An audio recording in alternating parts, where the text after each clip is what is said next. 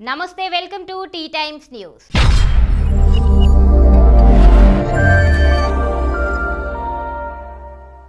అభం శుభం తెలియని 6 ఏళ్ల బాలికపై ముగ్గురు కామాంధులు సామూహిక అత్యాచారానికి ఒడిగట్టారు.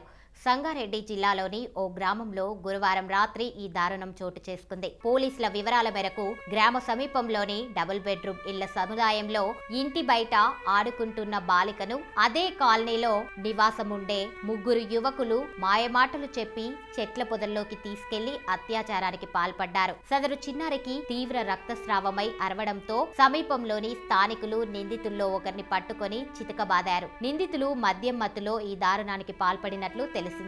ముగ్గురు నిందితులను అదుపులోకి తీసుకొని దర్యాప్తు చేస్తున్నట్లు సంగారెడ్డి పోలీసులు వెల్లడించారు.